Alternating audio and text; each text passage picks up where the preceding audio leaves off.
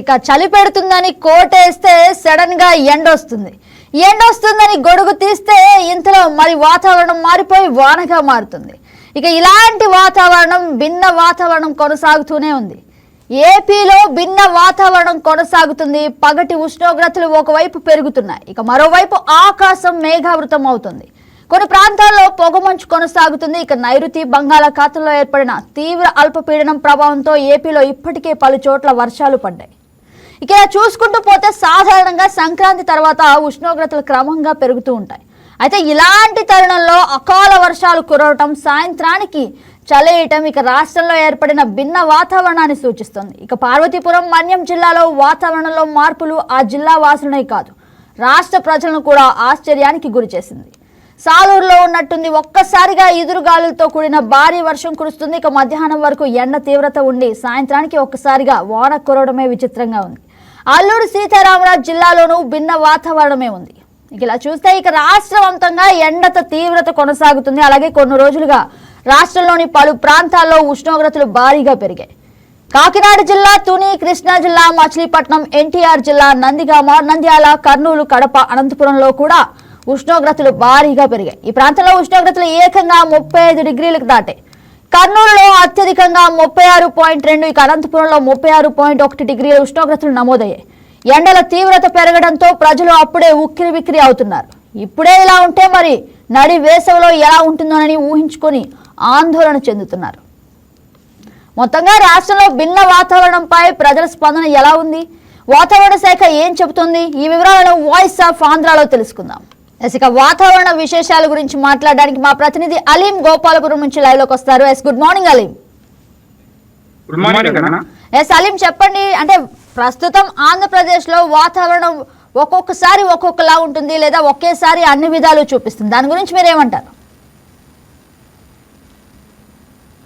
గగన, ప్రస్తుతానికి వాతావరణం చాలా విచిత్రంగా ఉంది. ప్రజలకు కూడా గందరగోళ పరిస్థితిలో ఉంది.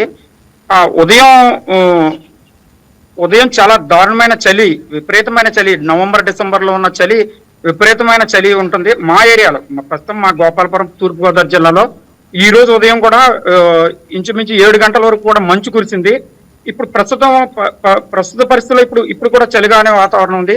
హఠాత్తుగా మధ్యాహ్నానికల్లా విపరీతమైన ఎండ, 38-40 డిగ్రీల వరకు ఎండ కాస్తుంది. సాయంత్రం అయ్యేటప్పటికీ మళ్ళీ వెంటనే మేఘావృతమై మొత్తం ఆకాశం అంతా మేఘావృతమై చిరుజల్లులు పడుతున్నాయి. రాత్రి అంతా అదే విధంగా పూర్తిగా మబ్బులతో కూడుకుని ఉంటుంది.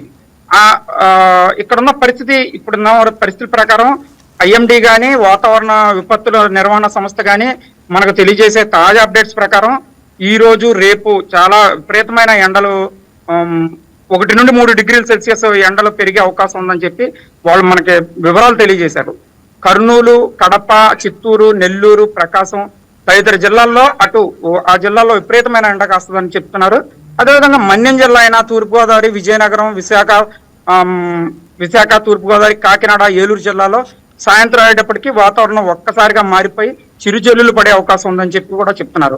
ప్రస్తుతానికి తూర్పుగోదావరి జిల్లా కొమరాడలో నిన్న సాయంత్రం 5 సెంటీమీటర్ల వర్షపాతం నమోదైంది. ఇదే విధమైన వాతావరణం ఎందుకు వచ్చింది అంటే ప్రస్తుతం అధికారులు కానీ విపత్తు నిర్వహణ సంస్థ కానీ తెలియజేసేది ఏమిటంటే ఉత్తర కర్ణాటక నుండి మహారాష్ట్ర వరకు ద్రోణి ఏర్పడింది. ఆ ద్రోణి వల్లే ఈ విచిత్రమైన వాతావరణం ఏర్పడిందని కూడా వాళ్ళు తెలియజేస్తున్నారు. తీవ్రమైన ఎండలు, ఇప్పుడున్న పరిస్థితి మార్చి నెల ప్రారంభమైంది. ఇప్పటికే ఎండలు మామూలుగానే ఉండాలి, కానీ విచిత్రమైన వాతావరణం కొనసాగుతుంది. ఇప్పుడు మార్చి నెలలో అంటే ప్రతి విద్యార్థులకు కానీ పెద్దవాళ్ళకి కానీ ముఖ్యంగా మార్చి నెలలో సాధారణంగా మా ఏరియాలో గ్రామీణ ప్రాంతాల్లో ఉపాధి హామీ పనులు జరుగుతుంటాయి. ఉపాధి హామీ పనుల్లో ఎన్ఆర్జీఎస్ ఉపాధి హామీ పనుల్లో ఎక్కువగా వృద్ధులే పాల్గొంటున్నారు ఆ కార్యక్రమాల్లో. ఇప్పుడు ఇలాంటి వాతావరణంలో ఆ వృద్ధులు ఆ వాతావరణంలో పాల్గొనడం వల్ల వాళ్ళు చాలా ఇబ్బందులు ఎదుర్కోవాల్సి వస్తుంది. ప్రభుత్వం దాని తగ్గ చర్యలు కూడా తీసుకొని వాళ్ళకి మజ్జిగ ప్యాకెట్లు, మంచినీళ్ళు ఎప్పటికప్పుడు సరఫరా చేస్తుంది. అదేవిధంగా విద్యార్థులకు పరీక్షాకాలం, ఇంటర్మీడియట్, 10th క్లాసు తదితర విద్యార్థులకు ఇప్పుడు పరీక్షాకాలం. వాళ్ళు డిహైడ్రేట్ అవ్వకుండా విద్యార్థులు కూడా తగు జాగ్రత్తలు తీసుకొని ఎగ్జామ్స్ రాసుకొని ఆరోగ్యవంతంగా ఉండాలి. లైట్ ఫుడ్ తీసుకోవాలి. అదేవిధంగా నాన్ వెజ్ జోలికి వెళ్లకుండా రెడీమేడ్ ఫుడ్స్ కాకుండా లైట్ ఫుడ్స్, లిక్విడ్స్ ఎక్కువ వాడి విద్యార్థులు అనారోగ్యం పాలవకుండా జాగ్రత్తగా పరీక్షలు రాయాలని కూడా కోరుకుంటున్నారు. అదేవిధంగా ముఖ్యంగా ఏంటంటే ఇప్పుడు ముస్లిం సోదరులకు కానీ క్రిస్టియన్ సోదరులకు కానీ ఉపవాసాల టైం ఇప్పుడు రంజాన్ నెల ప్రారంభమై ఆల్రెడీ 10 రోజులైంది. అదేవిధంగా ఈస్టర్ పండగ సందర్భంగా లెంటన్ టైమ్స్ అని క్రిస్టియన్లకు కూడా వాళ్ళకు కూడా ఉపవాసాలు ప్రారంభమయ్యాయి. ఇంత దారుణమైన ఎండలో ముస్లింలు చాలా పవిత్రంగా ఉపవాసం ఉంటున్నారు. మత పెద్దలు కానీ గురువులు కానీ చెప్పేది ఏంటంటే ముస్లింలు వృద్ధులు కానీ గర్భిణీ స్త్రీలు కానీ చిన్నపిల్లలు కానీ ఉపవాసం నుండి కొంత ఉపశమనం పొందాలని కూడా కోరుకుంటున్నారు. ఎందుకంటే ఉండకూడదు అని కోరుకుంటున్నారు. మిగిలిన వాళ్ళు చాలా జాగ్రత్తగా ఉదయం ఎక్కువగా మంచినీళ్ళు తీసుకొని లైట్ ఫుడ్స్ వాడి ఉపవాసం ఉండాలని చెప్పి కోరుకుంటున్నారు. ఆ రకమైన వాతావరణం ఇప్పుడు ప్రస్తుతానికి ఇక్కడ ఉంది కాబట్టి విచిత్రమైన వాతావరణంతో గందరగోళ పరిస్థితి ఏర్పడింది. ఇప్పుడు సలీం, ఎప్పుడు లేని విధంగా కొత్తగా అంటే వాతావరణంలో ఇన్ని మార్పులు చోటు చేసుకోవడానికి ప్రధాన కారణం ఏమంటారు? ప్రధాన కారణం ఉత్తర కర్ణాటక నుండి మహారాష్ట్ర వరకు ఏర్పడిన ద్రోణి ప్రభావమే దీనికి కారణం అని చెప్పి అధికారులు తెలియజేశారు గగన. అలాగే మనం చూసుకున్నట్లయితే విద్యార్థులు ఇప్పుడు ఎగ్జామ్స్ టైము, ఇంటర్ పిల్లలకి అయితే ఎగ్జామ్స్ జరుగుతున్నాయి.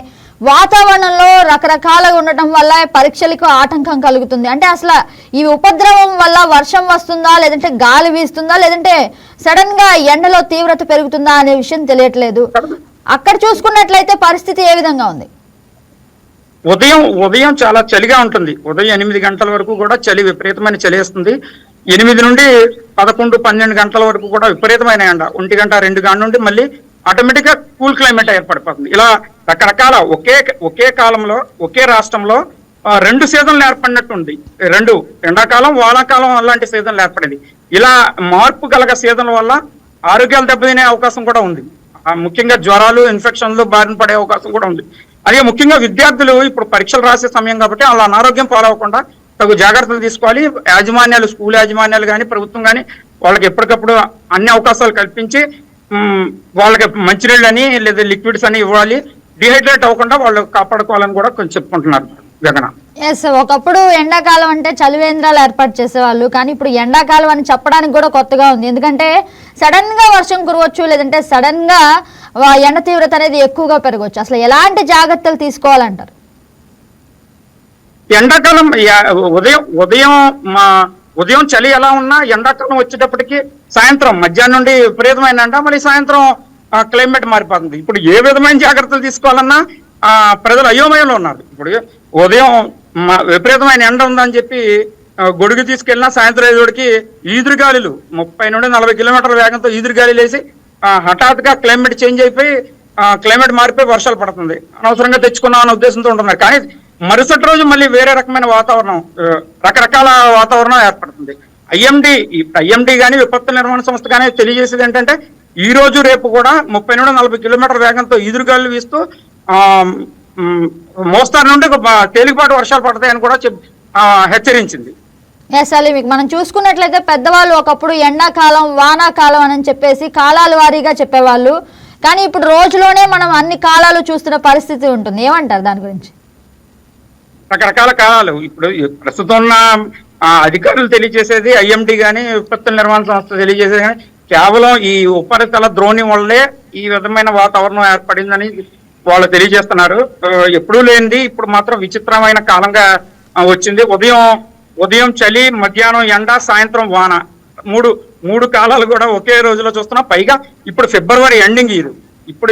ఇప్పుడు వర్షాలు రావడం అంటే ఇదేదో ముందస్తుగా మనకు వర్షాలు వచ్చాయేమో, ఋతుపవనాలు ముందస్తుగా వచ్చే సాంకేతికాలు కూడా అని కూడా తెలియచేయచ్చు. ఒకవేళ అలా కూడా వచ్చే అవకాశం ఉందని చెప్పి కూడా చెప్పవచ్చు. ఇలాంటి వర్షాల ప్రభావం వల్ల అంటే నార్మల్ గా బయటికి వెళ్లే వాళ్ళు ఉంటారు, అలాగే ఇళ్లలో ఉండే వాళ్ళు ఉంటారు, పెద్దవాళ్ళు, చిన్నపిల్లలు. అంటే రకరకాల ఆరోగ్య జాగ్రత్తలు తీసుకోవాల్సిన అవకాశం ఉంది. అలాగే ఆరోగ్యం మీద కూడా చాలా శ్రద్ధ చూపించాల్సిన అవసరం ఉంది. దాని గురించి ఏమంటారు? ఆరోగ్యం మీద ప్రత్యేకమైన శ్రద్ధ తీసుకోవాలి. వృద్ధులు, గర్భిణీలు, చిన్నపిల్లలు. ఇలాంటి విచిత్రమైన క్లైమేట్ వచ్చినప్పుడు ఆటోమేటిక్ గా వాళ్ళకి వైరల్ ఫీవర్స్ కానీ, జ్వరాలు కానీ, ఇన్ఫెక్షన్స్ వచ్చే అవకాశం ఉంది. ముఖ్యంగా గర్భిణీలు, వృద్ధులు అప్రమత్తంగా ఉండాలి. వారు తగిన జాగ్రత్తలు తీసుకోవాలి. లైట్ ఫుడ్ వాడాలి. డిహైడ్రేట్ అవ్వకుండా వాళ్ళు ఎప్పటికప్పుడు మంచినీళ్ళు ఎక్కువ తీసుకొని, మజ్జిగ తీసుకొని, ఈ తగు జాగ్రత్తలు తీసుకోవాలి. వాళ్ళు కొంచెం జాగ్రత్తగా ఉండి బయటికి వెళ్లకుండా 10 దాటిన తర్వాత బయటికి వెళ్లకుండా ఉండాలని కోరుకుంటున్నారు. Right Aleem, thank you for the update. ఈ వీడియో మీకు నచ్చినట్లయితే లైక్ చేయండి, షేర్ చేయండి, మా ఛానల్ కి సబ్స్క్రైబ్ చేయండి.